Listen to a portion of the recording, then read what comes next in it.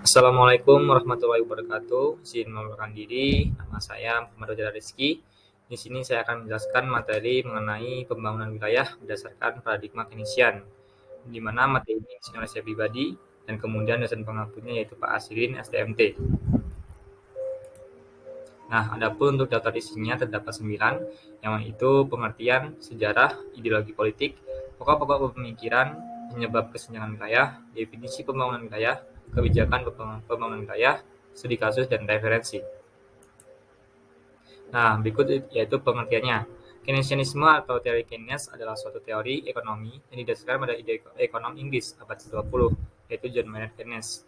Teori ini mempromosikan suatu ekonomi campuran di mana baik negara maupun sektor swasta memegang peranan penting. Dan di sini terdapat foto dari John Maynard Keynes. Adapun sejarah dari teori ekonomi ini yaitu ekonomi Keynesian telah banyak digunakan sebagai model ekonomi standar di negara-negara maju selama dan sesudah Great Depression, yaitu depresi hebat yang terjadi pada Perang Dunia Kedua dan ekspansi ekonomi pasca perang yaitu pada tahun 1945 hingga 1973. Berikut yaitu merupakan foto Perang Dunia Kedua. Kemudian ada ideologi politik di mana terbagi menjadi 3 yaitu intervensi pemerintah, demokrasi sosial, kohesi, dan solidaritas teritorial. Intervensi pemerintah yaitu merupakan perspektif kebijakan ekonomi yang mendukung intervensi pemerintah dalam proses pasar untuk tidak hanya memperbaiki kegagalan pasar, tapi juga meningkatkan kesejahteraan umum. Adapun demokrasi sosial yaitu merupakan filsafat politik, sosial, dan ekonomi yang mendukung intervensi ekonomi dan sosial untuk mempromosikan keadilan sosial dalam bentuk pembatasan pasar dan terlibat pada pendistribusian kembali untuk kepentingan kelas bawah dan konsumen. Nah, adapun kohesi dan solidaritas teritorial adalah bertujuan untuk meningkatkan kesejahteraan ekonomi wilayah dan juga untuk mengatasi kesenjangan wilayah.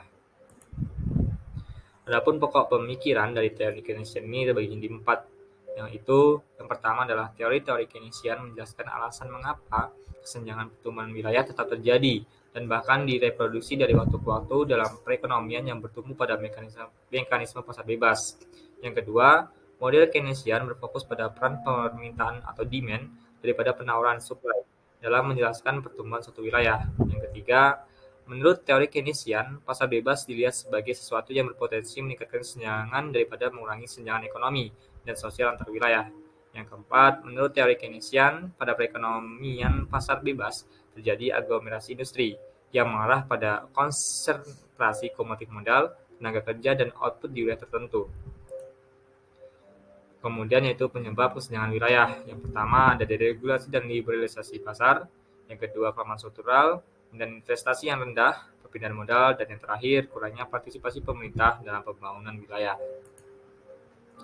Nah, adapun definisi pembangunan wilayah yaitu teori ini secara umum mendefinisikan pembangunan wilayah adalah upaya yang memerlukan intervensi pemerintah atau upaya pembangunan yang tidak dilepaskan pada mekanisme pasar dalam rangka mengurangi kesenjangan atau disparitas wilayah atau dalam rangka mencapai pembangunan antar wilayah yang seimbang. Nah, di sini terdapat kebijakan pembangunan wilayah di antaranya desentralisasi, investasi infrastruktur, pengendalian pembangunan industri, inovasi kelembagaan perekonomian, perencanaan spasial, dan lain sebagainya. Nah, di sini terdapat studi kasus kawasan Ibu Kota Negara Nusantara. Nah, adapun dasar peraturannya yaitu Undang-Undang Nomor 3 Tahun 2022 tentang Ibu Kota Negara, di mana hukum atau dasar peraturan ini menjadi hukum dasar dari penetapan pemindahan ibu kota yang berlokasi di IKN Nusantara. Adapun urgensi pemindahannya yaitu pemerataan pembangunan ekonomi, di mana amanat dari Presiden Joko Widodo diharapkan terjadinya pemerataan pembangunan ekonomi melalui pemindahan ibu kota negara ini. Kemudian memunculkan pusat-pusat pertumbuhan ekonomi atau aglomerasi, di mana diharapkan terdapat pusat-pusat ekonomi di sekitar kawasan IKN nantinya.